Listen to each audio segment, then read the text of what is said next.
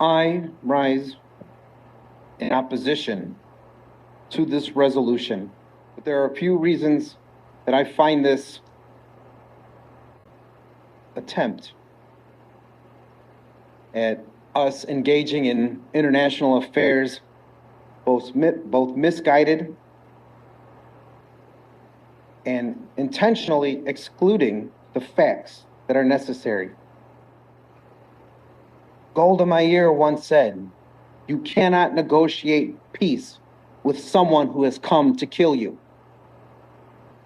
That is exactly what happened on October 7th, when Hamas terrorists came to Israel to kill them, to take their children, to do inexplicable and unacceptable crimes to people who were otherwise going about their day.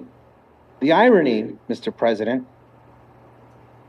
as I've heard today, we talk about fundamental contradictions, is that there's no call for ceasefire on any of the other nearly dozen conflicts in the world at present. Houthis in Yemen, fighting, killing, nobody cares, not a peep out of this room. Syria and Iran bombing each other mercilessly. Any resolution for that today, tomorrow, yesterday? We have seen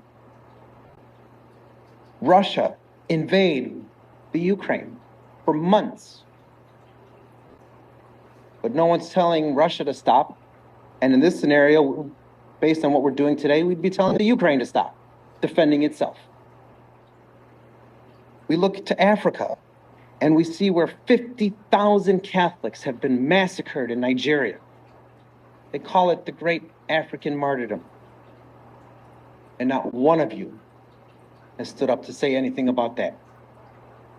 But we are going to tell Israel that they cannot defend themselves. I wonder what the difference is. It's quite clear to me and to many that while we are talking about trying to build bridges, while we're trying to talk about peace, while we're trying to talk about how do you bring people together, you can't do it when you start from a place of hate. And there is hate in the hearts of many who are choosing to rewrite the narrative of what is going on so they could justify how to continue forward. This resolution, because it does not fully recognize the importance of everything that has gone on in its totality, is wrong for this body.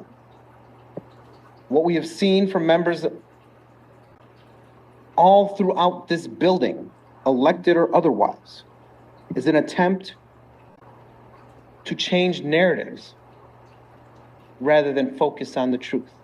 We have ignored every important discussion in this city for months, with this becoming the priority. It is shameful. It is an abdication of leadership, and it is a failure by this body to focus on the things that people want us to focus on within our communities. That cannot be understated enough. Where we are judged is by what we can actually affect. This is a diversion of the worst kind, because we are trying to divert everyone's attention from the failures going on in our city right now. And that is something that I cannot be a party to. Thank you, Mr. President.